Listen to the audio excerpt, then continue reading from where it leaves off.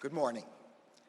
I'm joined today by Assistant Attorney General for Civil Rights, Clark, Director of the Executive Office for U.S. Attorneys, Wilkinson, Director of the Consumer Financial Protection Bureau, Chopra, and Acting Comptroller of the Currency, Sue. Welcome to the Justice Department's Great Hall. This space and this building that we are in were constructed at the height of the Great Depression in the early 1930s.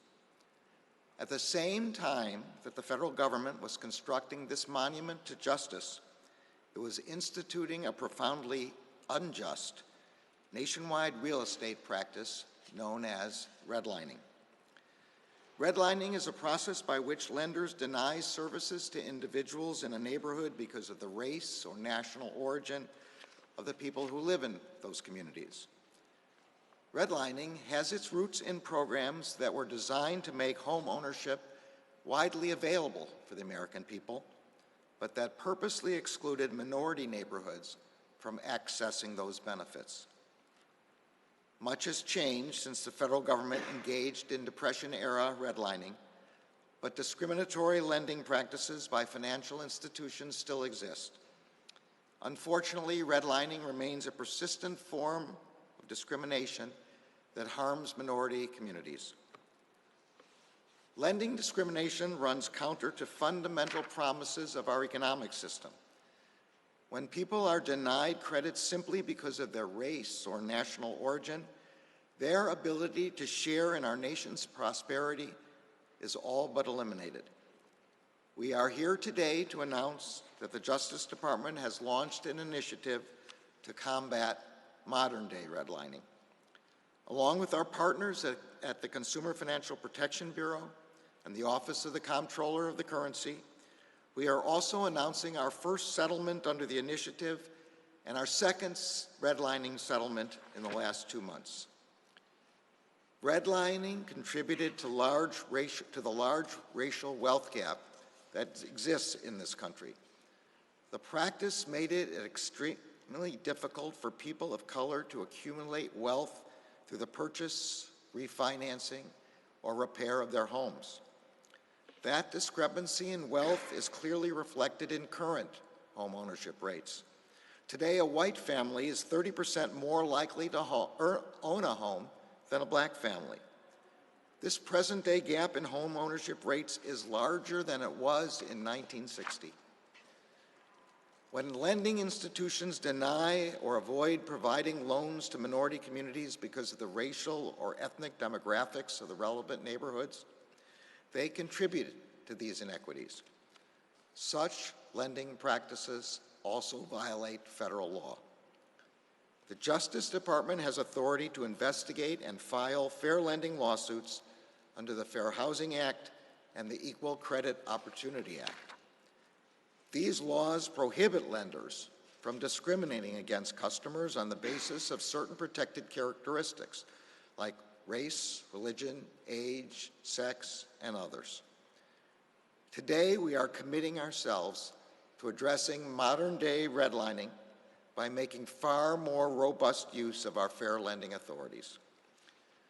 Through the Justice Department's Combating Redlining Initiative, the Civil Rights Division will partner with the U.S. Attorney's offices.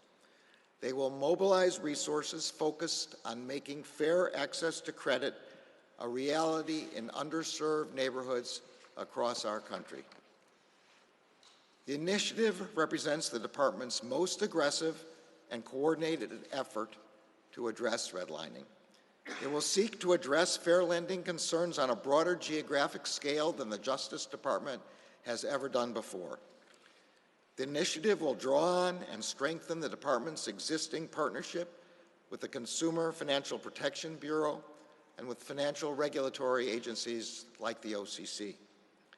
Our work will be informed by strong outreach to consumer advocates, industry stakeholders, state attorneys general, and other agencies. Together, we will proactively seek to determine if lending institutions are engaged in redlining, and when fair lending violations are discovered, the Justice Department will act. We are wasting no time getting to work. The Civil Rights Division currently has several open redlining investigations, and through partnerships with U.S. attorneys' offices, the department expects to open more in the months ahead. And our efforts are already producing results. Today, we are pleased to announce our first settlement under the initiative and our second settlement in less than 2 months. The Civil Rights Division, working with the U.S. Attorney's Office for the Western District of Tennessee, the Consumer Financial Protection Bureau, and the Office of the Comptroller of the Currency, has reached a settlement with Trustmark National Bank.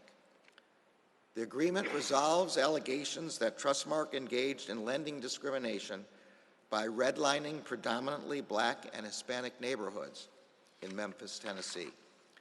We commend Trustmark for its cooperation in swiftly resolving this matter. Through this settlement, Trustmark has shown an interest in remedying past practices and in promoting equal access to credit. We recognize that our initiative alone will not erase the full legacy of discrimination, but we will spare no resource to ensure that federal fair lending laws are vigorously enforced and that financial institutions provide equal opportunity for every American to obtain credit. To that end, you can expect more cases like the one we are announcing today. I will now turn the podium over to Assistant Attorney General Clark to provide more information about the settlement with Trustmark.